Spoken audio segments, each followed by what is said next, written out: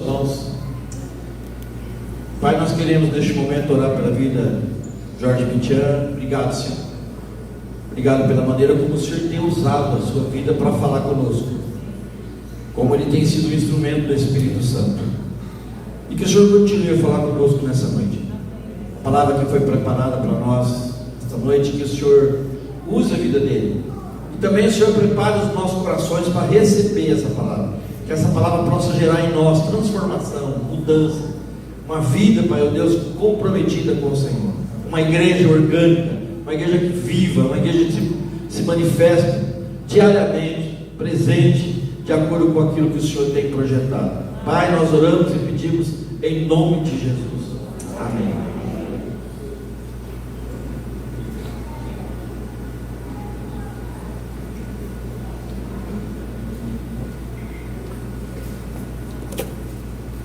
A igreja, segundo o coração de Deus,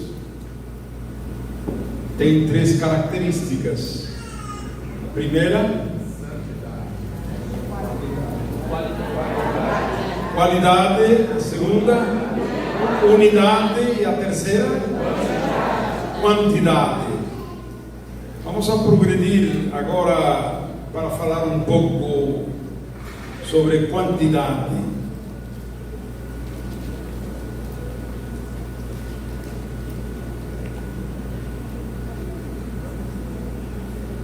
Eu gostaria de convidar a vocês a olhar. Obrigado. A primeira expressão de igreja que surge na terra está nos primeiros capítulos de Atos dos Apóstolos, que já nosso irmão que abriu a reunião com palavras tão precisas, ungidas, já nos introduziu àquela igreja. A igreja segundo o coração de Deus, aí temos uma expressão muito clara em Atos, o que Lucas está narrando em esse livro. Queridos irmãos e irmãs, no dia de Pentecostes, uma das principais obras que o Espírito Santo fez foi tirar os 120 discípulos das quatro paredes do cenáculo, jogá-los na rua e colocá-los em contato com milhares de pessoas que não conheciam ao Senhor Jesus.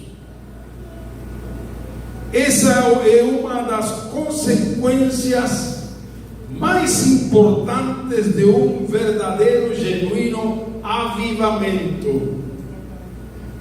Colocar a igreja em meio da multidão. Isso aconteceu em Pentecostes.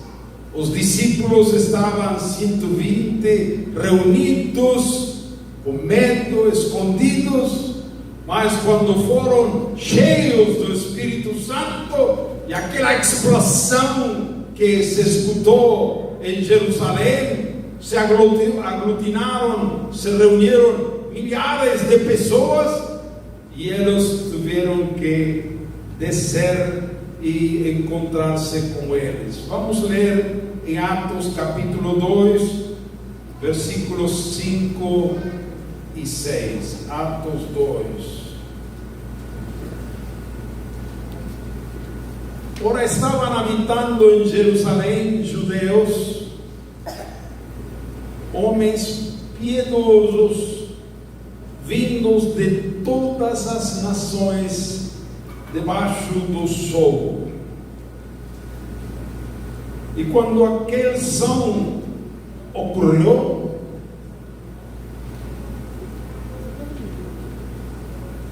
afluiu a multidão. Estamos em duas versões diferentes.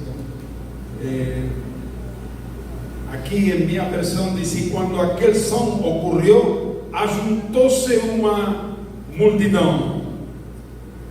Muito bem, agora vamos a Atos 2, 12 e 14, até 14.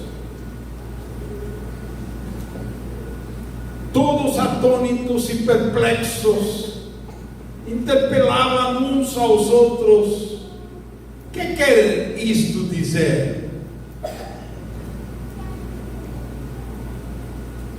Então se levantou Pedro. Não, anterior, 13. Outros, porém, zombando, diziam: estão embriagados.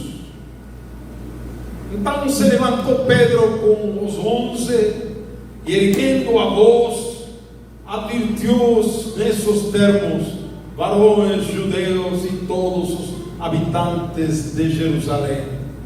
E aí começou Pedro a pregar. A partir de então, a igreja de Jerusalém se instalou no centro da cidade. Não tinha um endereço legal, nenhum endereço real. Quando Lucas se refere a esta igreja, simplesmente diz: a igreja que estava em Jerusalém. Simplesmente. A cidade. O nome da cidade. Em outra parte diz a igreja que estava em Antioquia, a cidade. Seria a igreja que está em Campinas, a igreja que está em São Carlos, a igreja que está em Ribeirão Preto. Essa era a referência. Esta igreja nasce na rua, cresce e se multiplica pelas ruas e nas casas da cidade. Está na praça central, diante do templo, no mercado e em todos os bairros. A igreja que Deus quer é uma igreja visível, acessível às pessoas, não enclaustrada nos templos. Os católicos têm trancado Cristo em seus santuários ou sagrários. Você usa em português a palavra sagrário, onde guarda a hóstia? Sagrário, diz?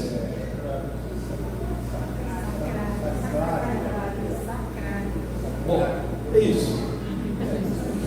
Tem trancado aí, por isso quando passam perante, eles fazem todo aquele reconhecimento.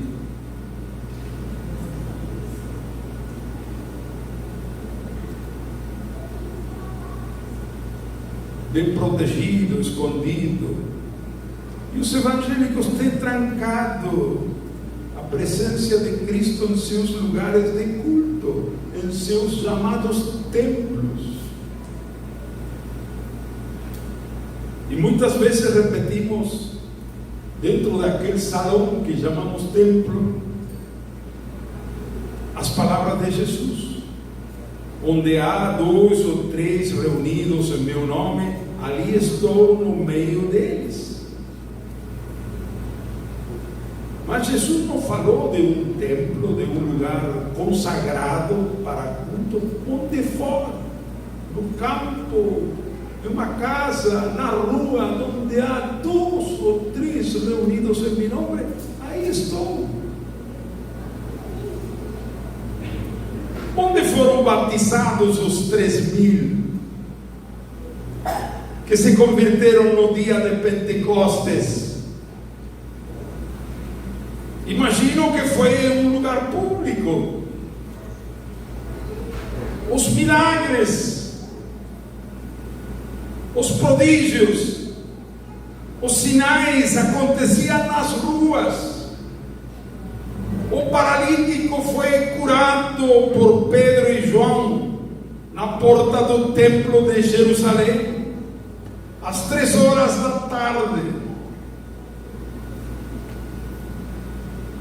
E Lucas diz: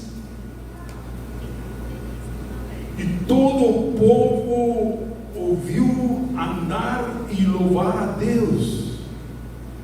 Uma coisa visível, a igreja era acessível, visível, era um fato público. Tal foi o impacto daquele milagre, que com a pregação de Pedro, embora que João e Pedro foram parar na cárcere, 5.000 pessoas, homens, se converteram nesse dia. A Bíblia diz que os sinais são para os incrédulos, não para os crentes. A igreja, segundo o coração de Deus, é aquela igreja que atua, move nos dons do Espírito, curando enfermos, expulsando demônios, profetizando, dando palavra, mas principalmente na evangelização. Jesus falou: ide, pregai o evangelho, ide por todo o mundo, pregai o evangelho a toda criatura. Que for el que crer e for batizado será salvo, el que não crer será condenado. Mas estas sinais seguirão aos que creem. Em meu nome expulsarão demônios. Em contexto da evangelização, na missão da igreja.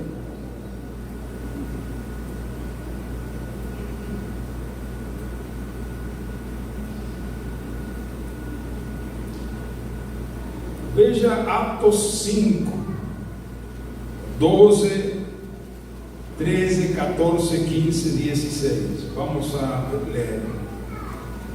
Veja onde está a igreja atuando. Muitos sinais e prodígios eram feitos entre o povo pelas mãos dos apóstolos. E costumavam todos reunir-se de comum acordo no pórtico de Salomão. Mas dos restantes ninguém ousava juntar-se a eles, porém o povo lhes tributava grande admiração. E crescia mais e mais a multidão dos crentes, tanto homens como mulheres agregados ao Senhor, o ponto de levarem os enfermos até pelas ruas e os colocarem sobre leitos e macas, para que ao passar Pedro, ao menos a sua sombra se projetasse em alguns deles. Afluía também muita gente das cidades vizinhas a Jerusalém, levando doentes e atormentados de espírito.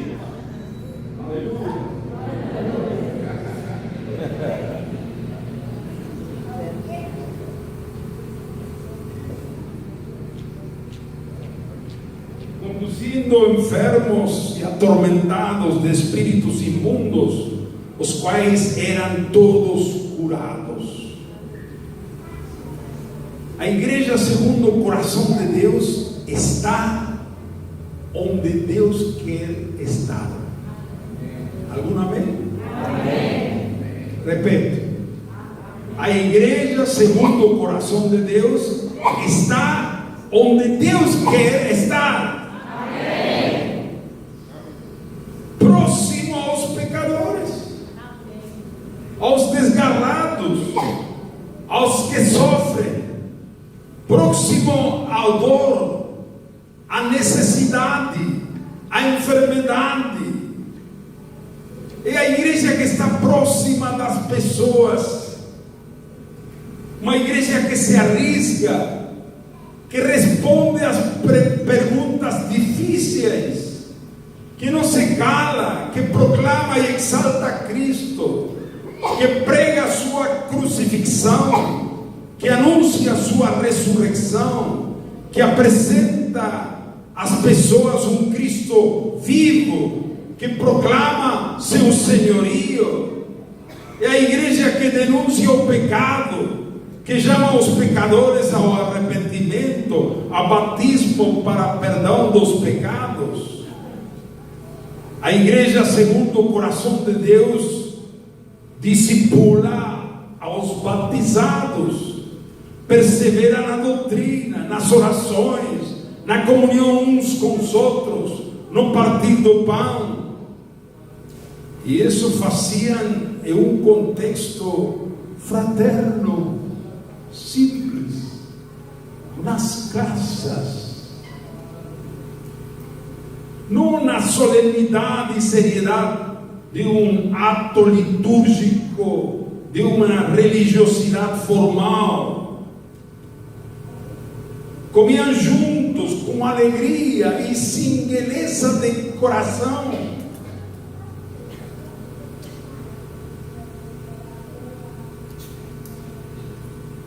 É uma igreja sem igreja. A segunda igreja com aspas. Uma igreja sem igreja. Eles não se reuniam em lugares sagrados ou consagrados, mas nas casas, na praça, na rua. Quando Atos dos Apóstolos diz, perseveravam unânimes no templo, não se refere a um templo cristão. A igreja não tinha templos.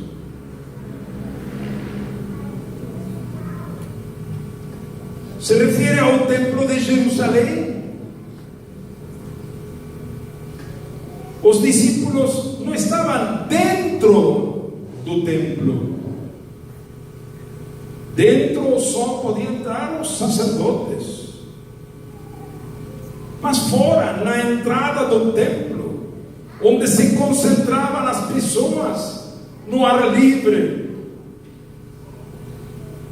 A igreja, segundo o coração de Deus, é uma igreja valente. Não tem medo. Não está escondida. Tem valor, coragem, ousadia para anunciar o Evangelho a quem quer que seja. Não acomoda sua mensagem para agradar ou para não escandalizar o mundo. Sabe bem que pregar em Jerusalém que Jesus de Nazaré é o Messias significa colocar suas vidas em risco. Mas nada lhe importa. Os discípulos estão dispostos a ser encarcerados, açoitados e ainda a morrer, mas decididos a continuar anunciando que Jesus Cristo é o Senhor. Amém?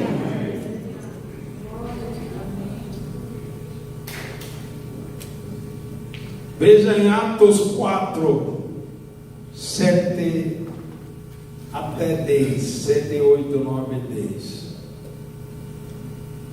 E pondo-os perante eles, os arguiram, as autoridades, o governo: com que poder ou em nome de quem fizeste isto?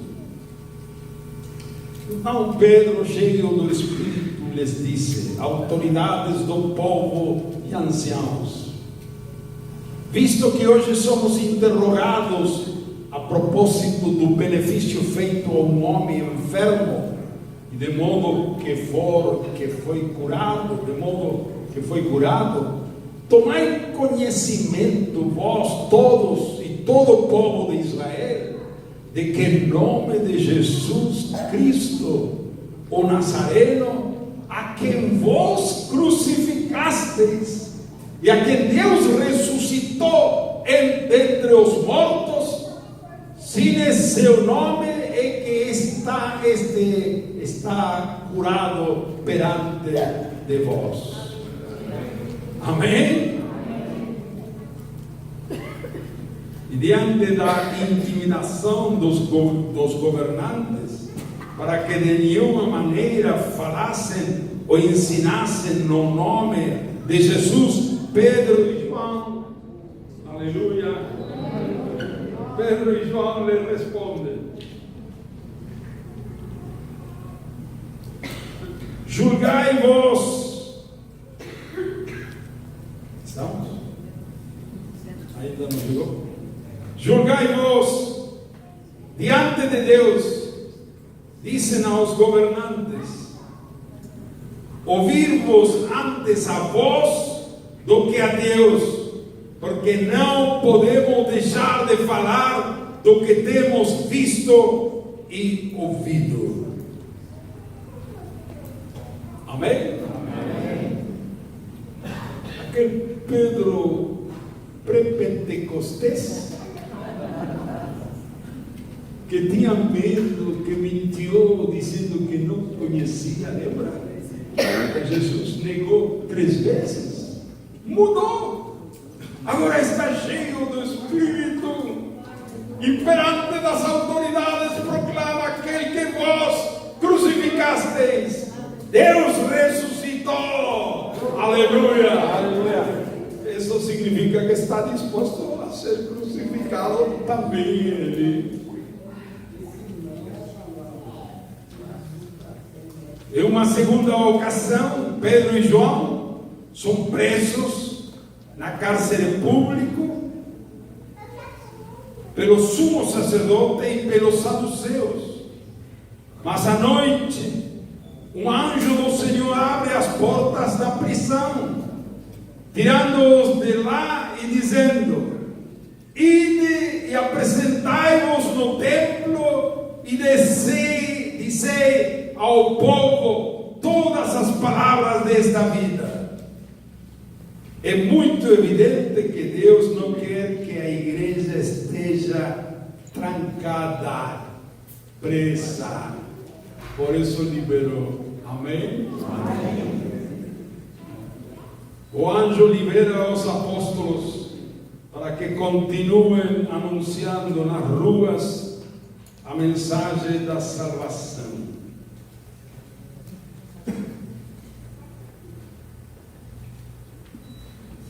Os apóstolos, presos novamente, interrogados e açoitados desta vez, são ameaçados para não pregarem mais. Porém, eles saem alegres da presença do Sinédrio, por haver sido dignos de padecer por causa do nome. E o excelente verso 42 do capítulo 5 de Atos, Atos 5, 42. Veja que diz: quantos dias? Todos os dias, no templo e de casa em casa, não cessavam de ensinar e de pregar Jesus o Cristo. Quantos dias? Todos os dias, no templo, perante do templo, e de casa em casa, não paravam, não cessavam de ensinar e pregar a Jesus Cristo. Queridos irmãos, algumas mudanças precisamos, se queremos ser a igreja segundo o coração de Deus, com qualidade, com unidade, em unidade e Uma igreja que cresce numericamente, quantidade. Se a igreja toma o modelo da igreja do Novo Testamento, da igreja de Jerusalém, vai crescer. Amém? Amém. Se todos os dias estamos pregando nas ruas, nas casas e em lugares centrais, a palavra vai dar fruto e a igreja vai crescer, vai se multiplicar. Louvado seja o Senhor. Amém? Agora vamos a passar do exemplo da igreja de Jerusalém a outro exemplo. Exemplo do ministério terreno de Jesus.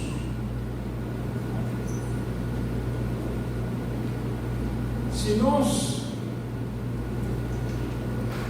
estudamos, lemos, estudamos os evangelhos com atenção à vida e à obra de Jesus, seu ministério aqui na terra, a gente temos um modelo para a missão da igreja no mundo.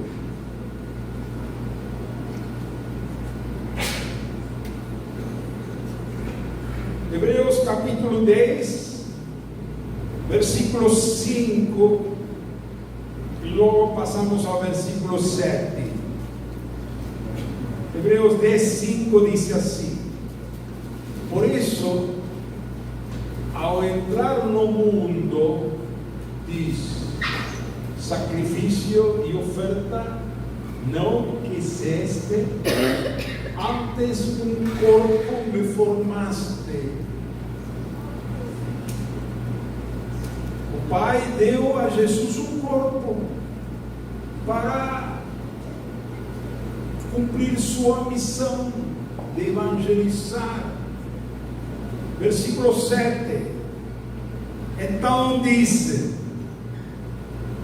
eis aqui estou, no rolo do livro está escrito a meu respeito, para fazer, ó Deus, a tua vontade.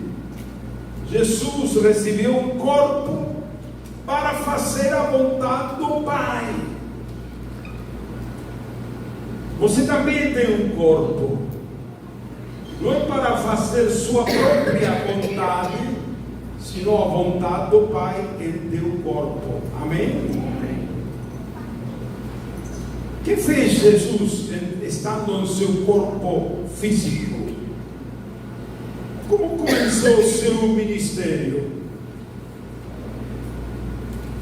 Começou de zero. Não tinha ninguém. Não tinha cooperadores. Sozinho. Eu ouço alguns pastores dizendo: eu não tenho cooperadores na igreja. Todos gostam de vir às reuniões, sentar, ouvir, e vão para casa. Não tem obreiros. Igual que Jesus. Era ele só.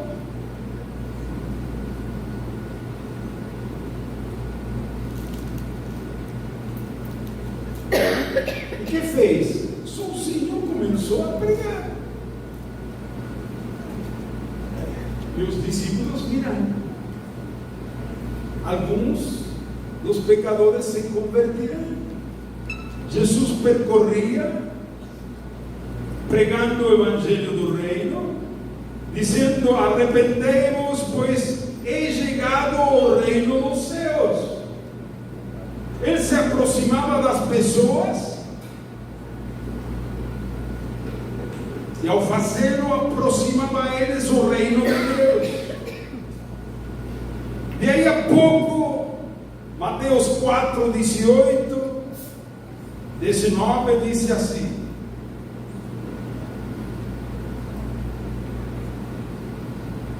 Mateus 4.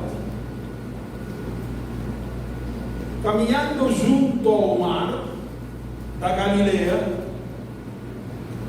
viu dois irmãos, Simão, chamado Pedro, e André, que lançavam as redes ao mar, porque eram pescadores. 19. E disse-lhes: vinde após mim, eu vos farei pescadores de homens. Jesus sozinho começa a pregar. Ele é o único pregador, preletor ou evangelista, o único, sozinho. Mas pregando, encontra pessoas específicas como Simão e André e chama eles. E eles deixaram tudo, seguiram a Jesus, se tornaram seus discípulos. Se você prega e evangeliza, muitos vão dizer não, mas algum vai dizer sim. Você vai encontrar algum Simão ou algum André, mas aquele que se converte com tua pregação, você tem que dizer: vem comigo, você agora vai ser meu discípulo, vai aprender de mim. E isso aconteceu com estes dois. E aí a pouco, Mateus 4:21, passando adiante, vi outros dois irmãos, Tiago, filho de Zebedeu, e João, seu irmão, que estavam no barco em companhia de seu pai, consertando as redes, e chamou-os. O que disse? Então eles, no mesmo instante, deixando o barco e seu pai, o seguiram. Muito bem. Agora Jesus não estava sozinho. Tem 4 convertidos. Convertidos em quê? Em discípulos. E começou a concentrar-se neles. Amém? Amém. Assim como a multiplicação, não simplesmente convertidos para ser deles membros de minha igreja. Não, discípulos. Discípulos. Isso que foi Jesus ressuscitado falou: ide e fazei quê? Discípulos. Não disse fazei membros da igreja, discípulos. Não disse fazei evangélicos, não, discípulos. Ide e fazei discípulos. E o discípulo o quê? É um que aprende, é um seguidor. Um discípulo é para ensinar, formar, instruir, acompanhar. E pronto, aquele discípulo que aprende. Aprende o que vê em seu maestro, em seu maestro, em seu mestre. Percorria Jesus toda a Galileia. Ele já não percorria sozinho. Tinha 4 discípulos com ele. O que fazia em toda a Galileia? 4:23. Percorria Jesus ensinando nas sinagogas, pregando o Evangelho do Reino e curando. 3 verbos: ensinando, pregando e curando. E os discípulos com ele aprendiam, vendo. É a melhor escola de formação. Aula e campo. Jesus tinha mais campo que aula. Aula pequena, campo grande. E a melhor forma de formar obreiros, se você está sozinho, tem que começar a fazer discípulos. Pronto, aqueles discípulos que estão com você vão aprender o que você faz, eles vão fazer também. Porque esse é o método de Jesus, o melhor método que existe na terra para ensinar ensinar para formar. É esse o exemplo. Siga-me, vem comigo.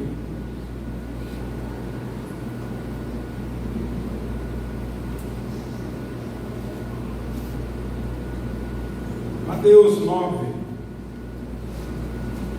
35.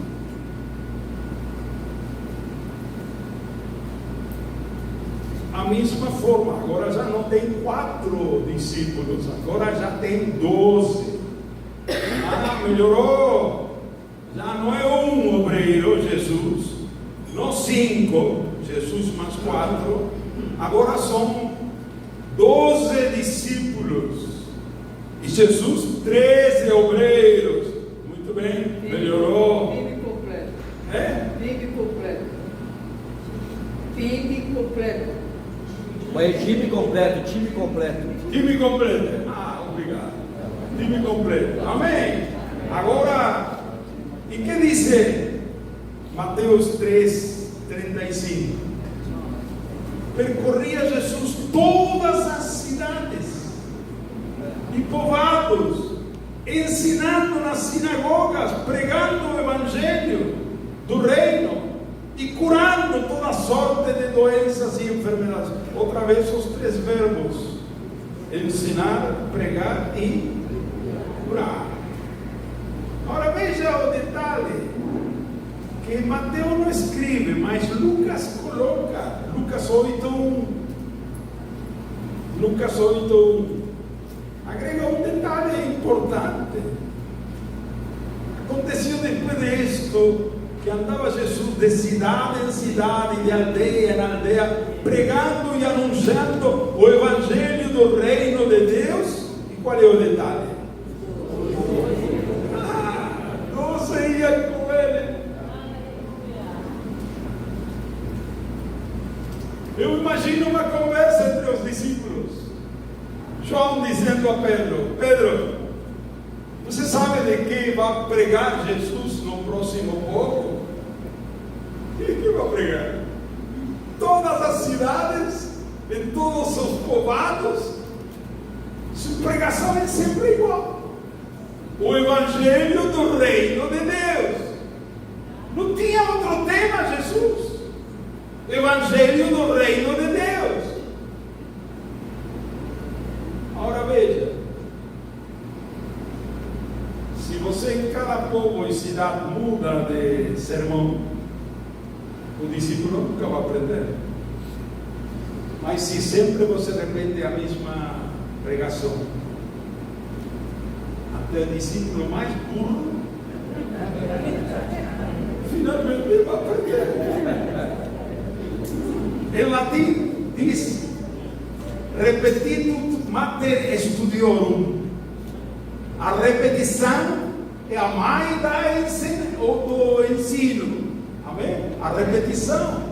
Então, se você quer que o discípulo seja formado, por favor, repita a ensinança. Prega o evangelho do reino.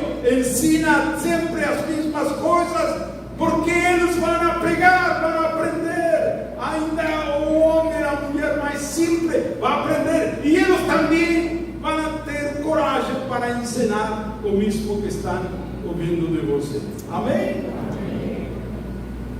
Não só pregar e ensinar, também curar. Como aprenderam eles a curar aos enfermos? Vendo a Jesus fazer. E Jesus disse: eu vos dou a autoridade sobre os espíritos imundos. Como eu fiz, você também agora tem que fazer. E enviou aos 12 para ir e pregar e curar e expulsar demônios, porque estiveram bastante tempo vendo a Jesus, seguindo a Jesus fazer. Assim a obra cresce e se multiplica. Vamos a ter obreiros e vamos a ter convertidos se a igreja sigue o modelo de Jesus. Amém? Amém.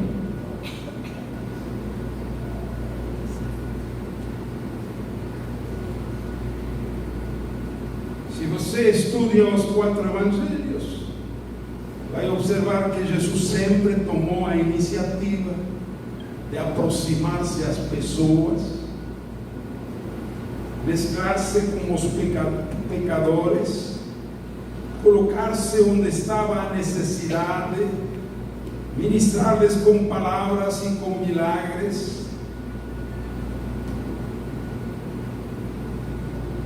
Sempre assim.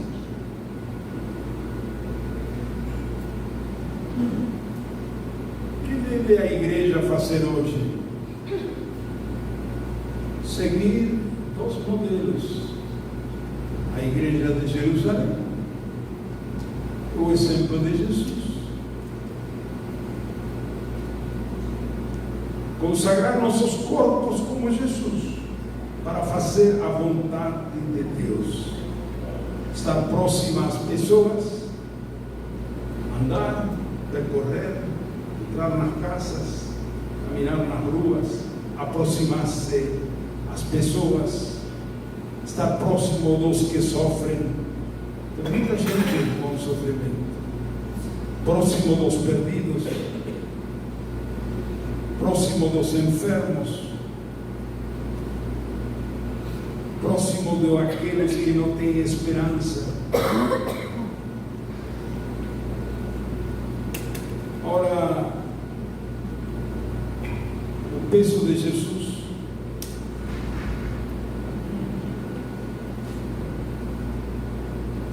era nas multidões, vendo as multidões como ovelhas espalhadas, como ovelhas que não têm pastor. A ver as multidões, ele sentiu compaixão e disse a seus discípulos: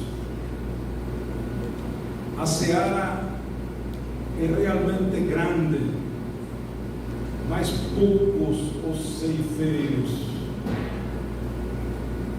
Rogai, pois, ao Senhor da seara que mande ceifeiros para a sua seara.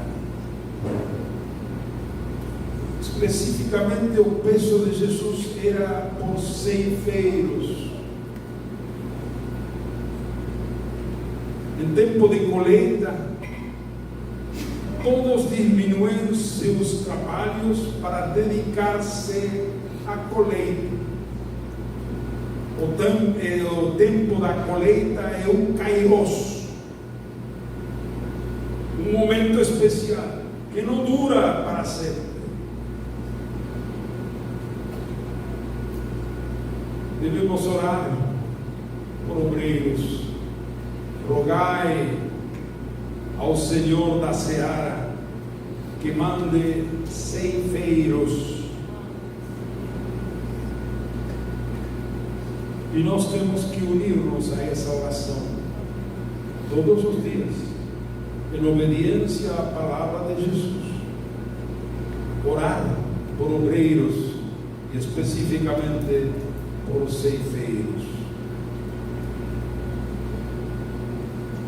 O campo é o mundo. O mundo está fora, não dentro. São poucos do mundo que entram nos nossos salões de reuniões. Nós temos que ir a eles. A palavra de Jesus é: ide por todo o mundo. Ide, não venham, ide. Ide e fazei discípulos. Ide. Temos que seguir o exemplo de Jesus.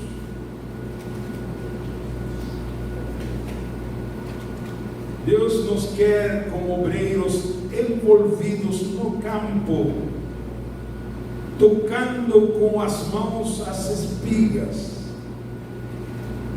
tocando as pessoas,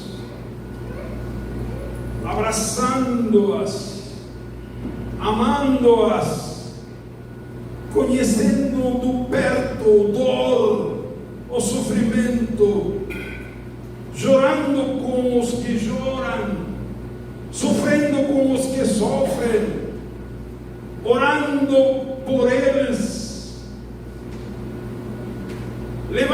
palavra de esperança, de consolo, de fé, dando-lhes ânimo, fazendo-lhes saber que são pessoas valiosas, que são muito amados por Deus, que são importantes, que Deus as conhece, que Deus tem um plano maravilhoso para as suas vidas. Ninguém falou isso com eles.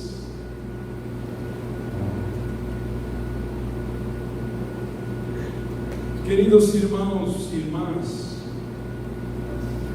veja bem, ouça bem, a igreja naturalmente está envolvida no mundo 6 dias da semana.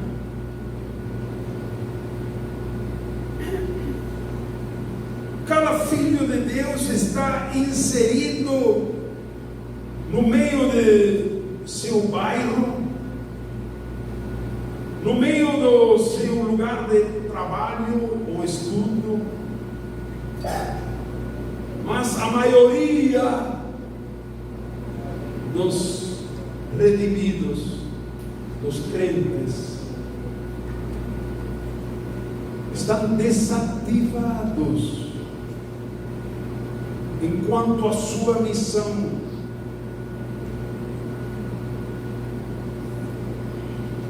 Nós necessitamos ativar-nos, acordar-nos, saber que estamos no mundo com uma missão, a missão de comunicar aos perdidos o Evangelho de Jesus Cristo.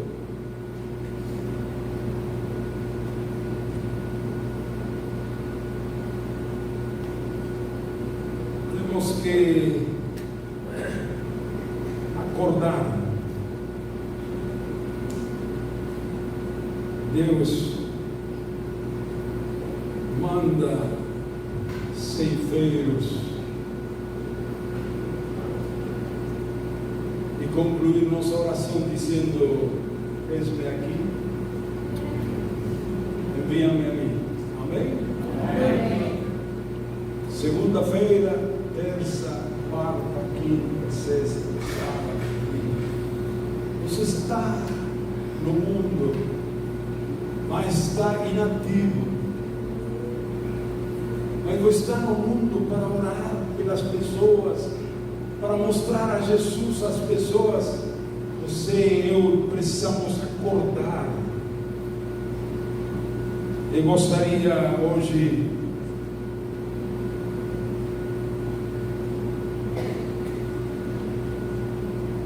concluir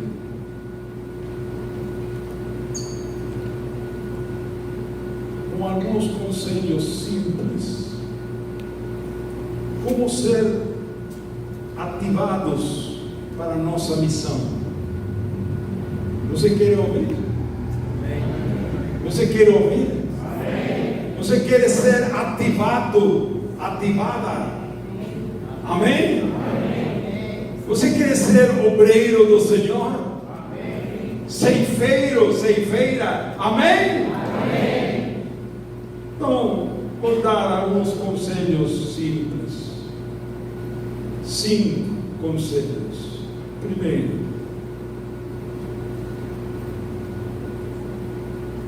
precisamos ter consciência de que cada um de nós somos sacerdotes. Ouçou bem? Que é você?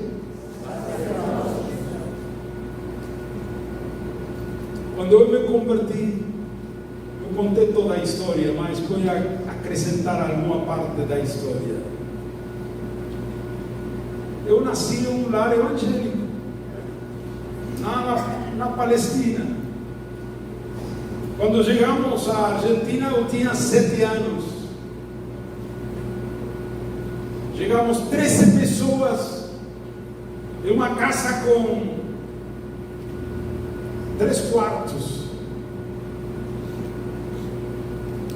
Mas eu quase me criei na rua. Não era um menino da rua, mas me tornei rebelde, desobediente, mau, fazia muitas maldades. Aprendi na rua.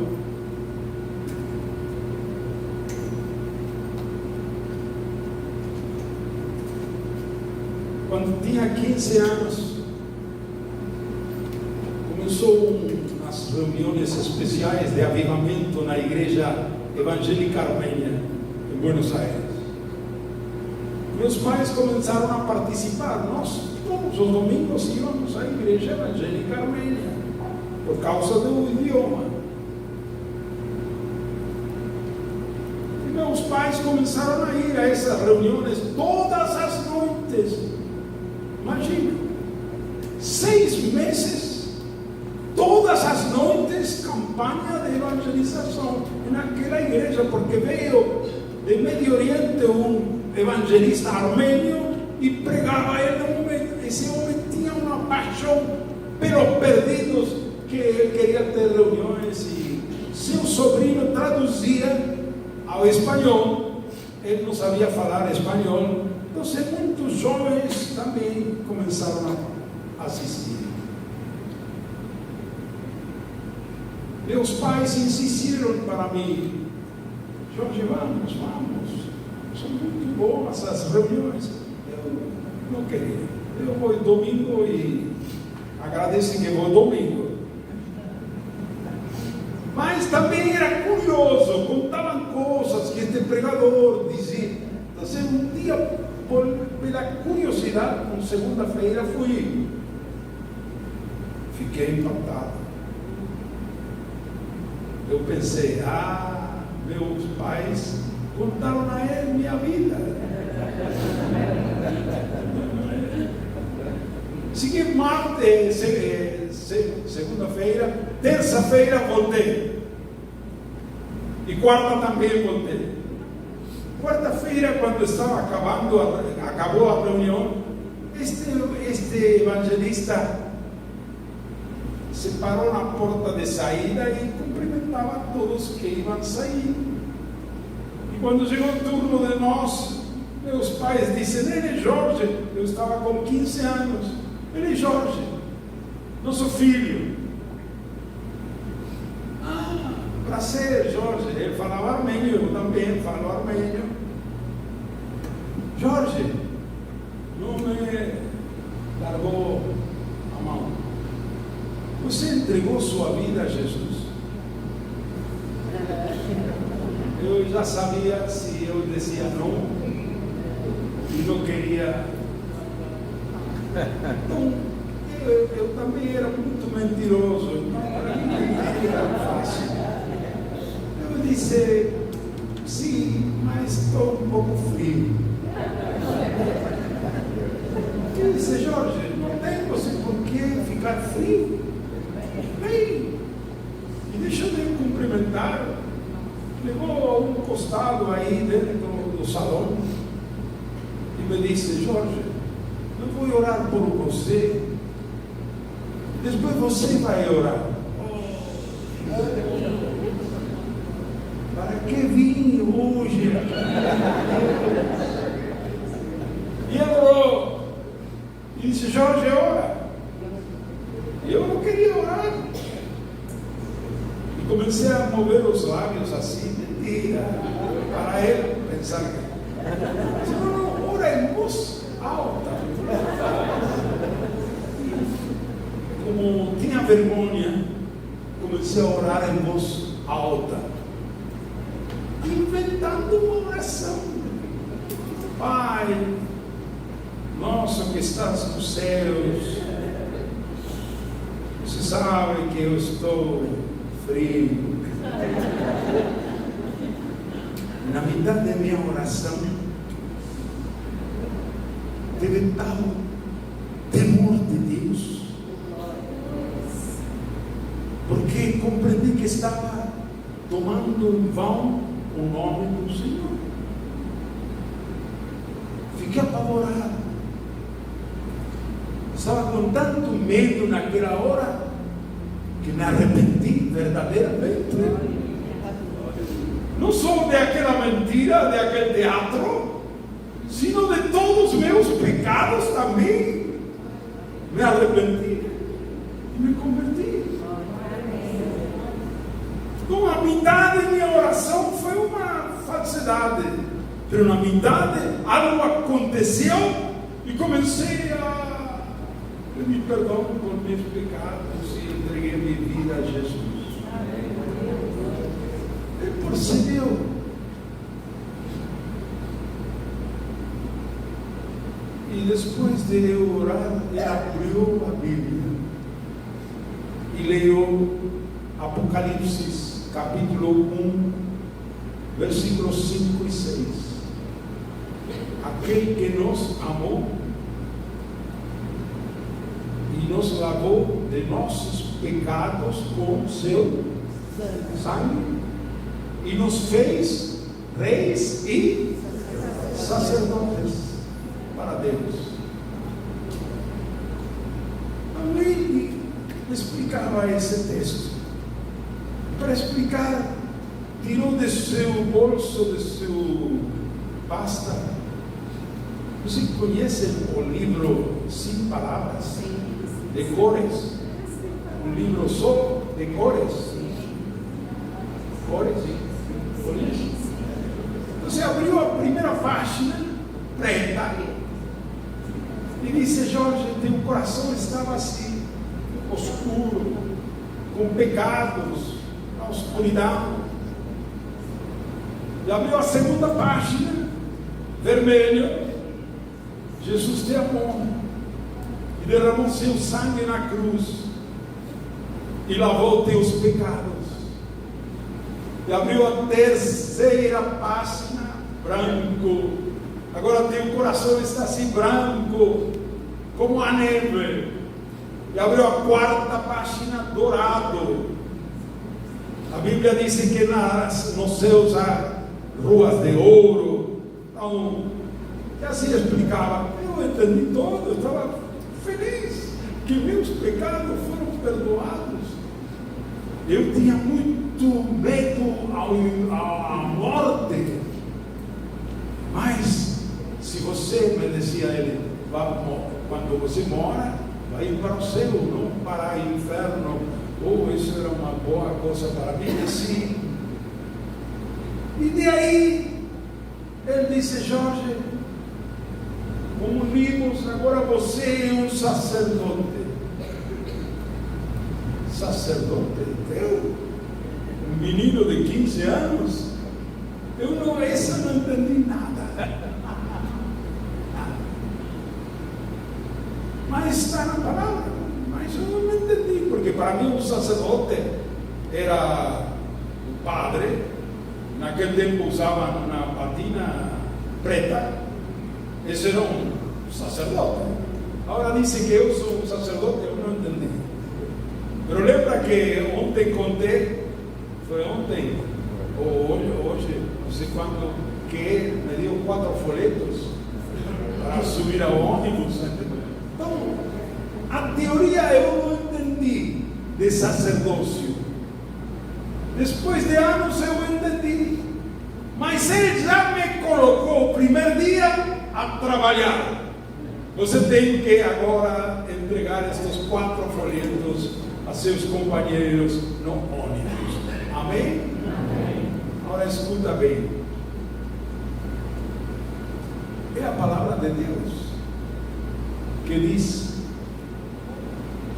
que nos amou, Jesus, e nos lavou de nossos pecados com seu sangue e nos fez reis e sacerdotes. Quantos dos que estamos aqui somos lavados por o sangue de Jesus? Levante a mão. Amém. Agora podem descer. Então, quantos sacerdotes há aqui hoje? Levante a mão. Aleluia. Amém? Amém. Então, nós somos. Então, o primeiro para ativar-se você para a missão é ter consciência de que você é um sacerdote. Para que um sacerdote? Vou explicar fácil.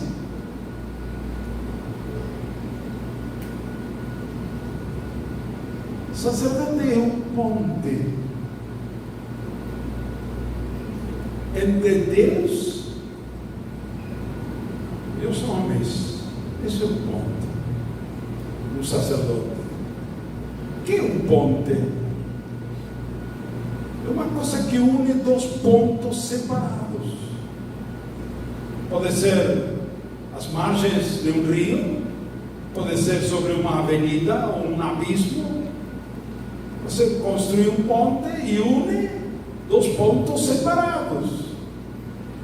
Há dois pontos separados: Deus e as pessoas, os pecadores. Agora, veja que a Igreja Católica usa a palavra para o Papa, diz sumo pontífice. Mal usado, pero eles usam assim.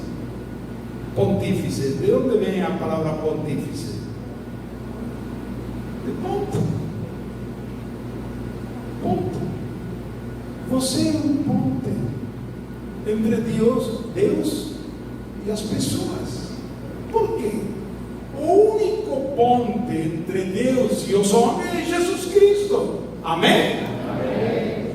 Não há outro mediador, não há outro ponte, não há outro pontífice. Mas onde está Jesus Cristo?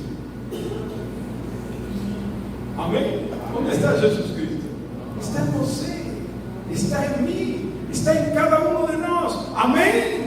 E em virtude da presença do único ponte que é Jesus, que está em nós nos transformamos em um ponte. Nosso ministério é um ministério ponte. Somos sacerdotes em virtude de Jesus. Amém? Amém. Agora esse ponte funciona de ida e de volta. Como de ida? Você, como sacerdote, vai orar por outras pessoas e levá-lo à presença de Deus. E de volta, você vai ir de parte de Deus àquelas pessoas para mostrar o amor de Deus e comunicar a palavra do Senhor. De ida em oração e de volta com a palavra do Senhor. Amém? Assim é o ponto. Para ser prático, eu animo a você, aconselho a você, para exercer seu ministério de sacerdote, é bom você ter um caderno diz, de oração pelos perdidos, um caderno sacerdotal. Aí nesse caderno você pode anotar também no celular, está todo modernizado, igual. Você vai anotar nome de pessoas que você se compromete para orar, levar a Deus cada dia a orar por eles. Se você escreve lá 1, 2, 3 nomes, em cada página coloca um nome, deixa a página em branco e coloca outro nome em outra página, para você acrescentar temas de oração e respostas de Deus a favor dessas pessoas. Se você tem em seu quaderno, depois de 2, 3 meses, você vai ter 10, 15 pessoas por quais orar e se compromete diante de Deus, orar por eles e logo aproximar-se e comunicar o amor de Deus, a palavra de Deus. Amém? Você já está ativado. Amém? Como sacerdote, já está em funções. Você está funcionando como um ponte entre Deus e os perdidos. A segunda coisa, vou ir mais rápido. É bom você ter um companheiro ministerial. Jesus enviou as 6 de 2 em 2. Marcos capítulo 6.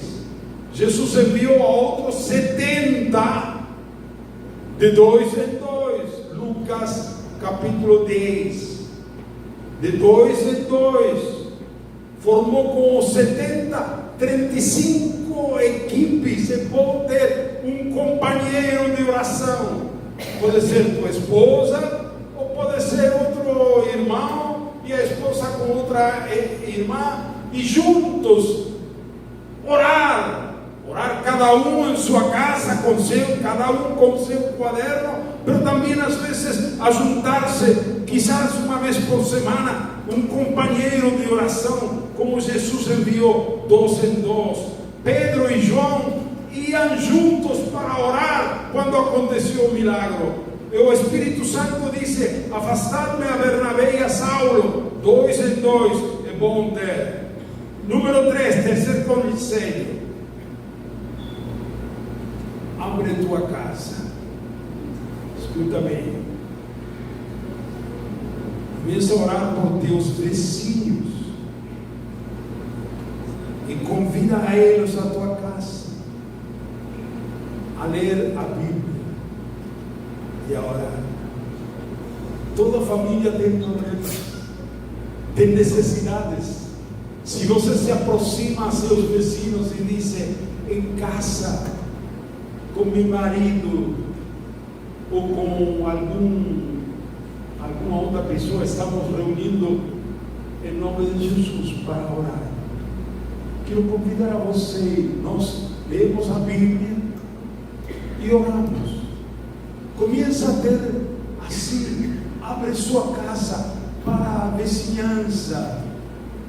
Não faça uma reunião longa, não leia muito da Bíblia, pouco, seja breve, bom, e ore, pergunte que necessidade, tem um filho enfermo, uma mãe doente, ou qualquer necessidade, abre sua casa, você vai estar ativado, amém? Então, primeiro você é um sacerdote, lembra o caderno.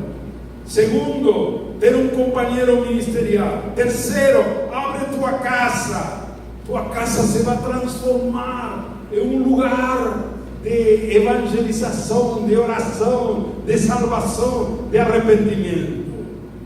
Quarto, em submissão, em coordenação com teus pastores, aprende a guiar aos novos a conversão, a batismo, sempre em submissão e coordenação com seus pastores. Você tem que aprender a guiar a eles, aos novos, para a conversão, para o batismo. E finalmente, aqueles que se batizam, aqueles que entregam sua vida ao Senhor, você tem que discipular, ensinando aos novos discípulos a palavra de Deus e a integrar-se à igreja onde você também está participando. Amém? É muito simples. Se você quer ser obreiro, quer ser um membro do corpo de Cristo ativado, você quer ser um sacerdote em funções, em operações, não espere muito tempo, não. Já você procura dar estes passos práticos que estou sugerindo. Consciência de que somos sacerdotes, lembra o caderno de oração, ter um companheiro ministerial, companheiro de oração e também de visitação. Abre tua casa e aprende em coordenação com teus pastores a guiar as pessoas à conversão, ao batismo, e finalmente se transforma você em um discipulador, ensinando aos novos discípulos a palavra do Senhor. Amém? Amém. Eu concluo.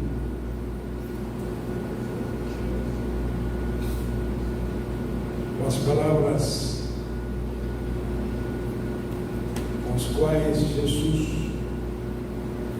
abriu seu ministério na sinagoga de Nazaré.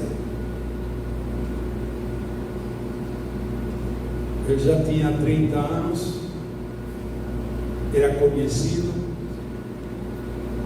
30 anos, já um homem podia ler a Bíblia publicamente. Ele estava na sinagoga, convidaram a ele por primeira vez a ler as Escrituras na sinagoga. E ele tomou aquele rolo, porque não era assim a Bíblia, era rolo, tomou o rolo de Isaías, profeta, fez correr hasta quase ao final, e abriu lá em Isaías 61, perante de todos, leu estas palavras: o Espírito do Senhor, Deus, está sobre mim, porque o Senhor me ungiu para pregar boas novas aos quebrantados, enviou-me a curar os quebrantados de coração e proclamar libertação aos cativos e pôr em liberdade aos algemados. E assim continuou lendo. Querido irmão, irmã, eu quero dizer profeticamente que estas palavras são para você hoje. Amém? Assim como Jesus leu, disse: hoje se cumpriu esta palavra perante de vocês. Hoje o Senhor desce com seu Espírito sobre você. E você, se crê, pode descer com Jesus. Pode dizer comigo: o Espírito do Senhor está sobre mim. Você quer colocar-se em pé?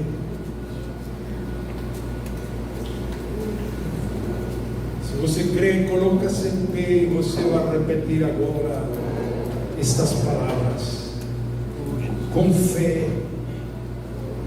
O Espírito do Senhor está sobre mim. O Espírito do Senhor está sobre mim. O Senhor me ungiu para pregar boas novas. Para pregar boas novas. Me enviou a curar aos quebrantados. Me enviou a curar os quebrantados. A proclamar libertação. A proclamar libertação. A pregoar o ano aceitável do Senhor. A pregoar o ano aceitável do Senhor. A consolar aos que choram. A consolar os que choram. E por coroa em vez de cinzas. Por coroa em vez de cinzas. Óleo de alegria. Óleo de alegria. Vestes de louvor. Vestes de louvor. Creia, irmão. Creia, irmão. Eu creio. Eu creio. O Espírito do Senhor, aleluia, está sobre mim, porque me ungiu, Senhor. Eu recebo agora a unção do Senhor. A unção do Senhor está sobre mim. Aleluia, aleluia. Eu creio. Aleluia.